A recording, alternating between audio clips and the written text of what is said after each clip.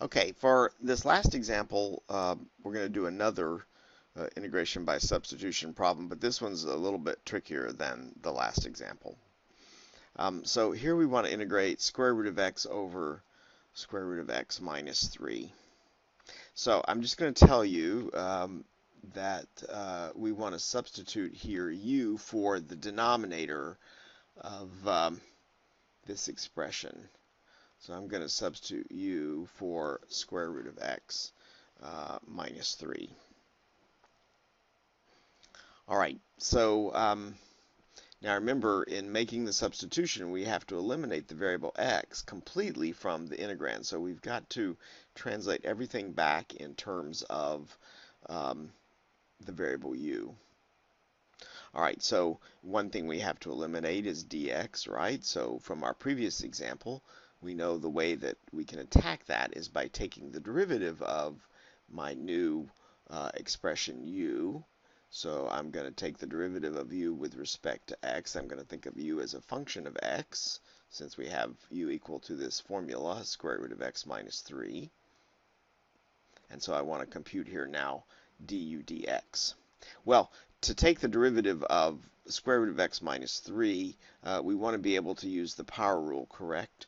So I need to convert that square root to a fractional exponent. So I'm going to rewrite square root of x as x to the 1/2, and then I'll have u is x to the 1/2 minus 3.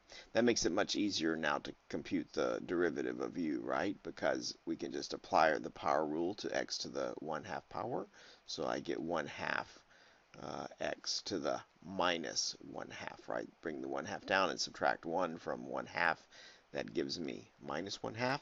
And of course, the derivative of the minus 3 is 0. So if you convert that fractional exponent now back to a radical, you have 1 over 2x to the 1/2 power, because negative exponent means take the reciprocal, right? So I can bring this x to the minus 1/2 down to the denominator and change the sign of the exponent.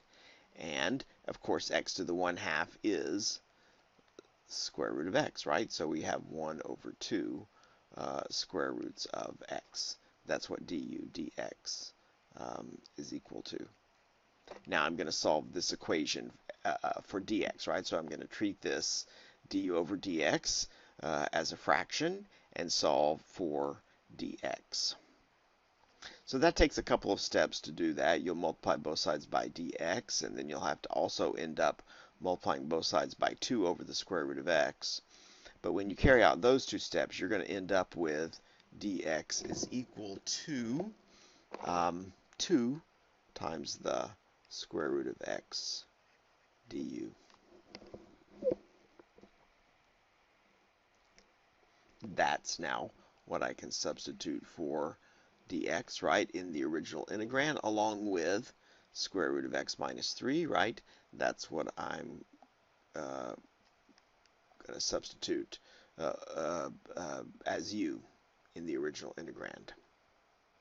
So rewriting my integration problem now, I have, let's see, square root of x over u, right? Because square root of x minus 3 is now going to be labeled as u. Let me write my arrow a little bit better there. And now dx, of course, is 2 times the square root of x du. All right, now let's simplify a little bit. So I can multiply these two square roots of x together. So I end up with 2x over u du as my new integration problem. Well, I'm not quite ready now to actually carry out the integration, right? Because I have not completely eliminated the x from the integrand. I still have x here. So I've got to somehow figure out how to get rid of this x. Otherwise, this substitution is going nowhere, right? And then we'd have to go back to the drawing board. Well, this is where now I have to get a little bit clever. Remember that, all right, so let's rewrite this. Remember that u is equal to square root of x minus 3. That means then that square root of x is equal to u plus 3. And now notice I can square both sides to eliminate that radical. So I end up with x is equal to u plus 3 squared.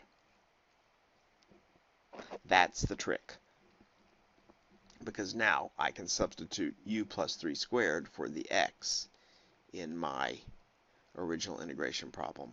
So I have 2 times u plus 3 squared over u is equal to, du, and that's what I'm now trying to integrate. All right, so we still have an integration challenge ahead of us, but we're in a little bit better shape than we were before, because see, now we have completely eliminated the x's from the integral.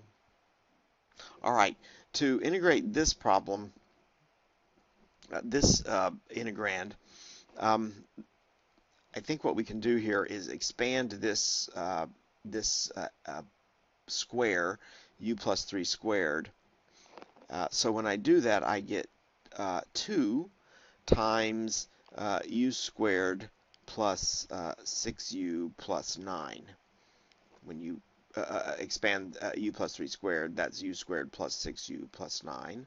All of this divided by u. And so that's going to be 2u squared plus 12u plus 18, right? All of that divided by u. Oops, this is du now.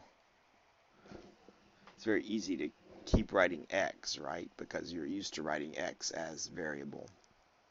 All right, now the reason that expanding that square was useful is because, see, now I have just a single u in the denominator. So that means I can simplify my integrand by dividing u into each of the terms. And that works out very nicely for the first two terms. 2u squared over u is going to be just 2u. And then 12u over u is just going to be plain 12. And then the last term is not quite so clean. I just have 18 over u, right? I can't divide out a u in that case. But now each one of these integrals is, each one of these terms is actually easy to integrate. So I'm going to integrate term by term, and I'll be able to finish off this problem. Integrating this first term, 2u, I'll factor the 2 out in front, so I just have to integrate u. What could be easier, right? This second term is just integrating 12. What could be easier than integrating a constant, right? We know how to integrate that. And this third term is integrating 18 over u. Well, I'm going to factor the 18 in front there, and so I'm really just integrating 1 over u. Okay, so, well, now I have 3 integrals instead of 1, but all of them are really easy. Let's see, this first integration is just integrating the variable u, so that's just going to be 2u squared over 2, right? U integrates as u squared over 2. Of course, the 2's will divide out here in just a second. Plus, integrating a constant, well, just attach the variable, right? So we just get 12u. And then integrating 18 times 1 over u, well, we know how 1 over u integrates, right? That we know is natural log of absolute value of u. And then don't forget, of course, our arbitrary constant. Finally, dividing out these 2's, I just get u squared plus 12u plus 18 times the natural log of the absolute value of u plus the constant. All right, so there we have the antiderivative calculated in terms of u. So the last thing I have to remember here now is to unsubstitute, right? What did we let u, what was u equal to in our original substitution? It was square root of x minus 3. So let me write that down here. U was square root of x minus 3. So wherever I see u here now in my antiderivative, I'm going to put in square root of x minus 3. So I have square root of x minus 3 squared plus 12 times the square root of x minus 3 plus 18 times the natural log of the absolute value of square root of x minus 3. And then again, plus my constant. That's it. We're done. So there's the, who would have thought it? There's the antiderivative of that original simple, very straightforward integrand, right? It was just square root of x over square root of x minus 3. Well, the antiderivative turns out to be quite complicated. Well, that's not unusual, right, when you're finding antiderivatives.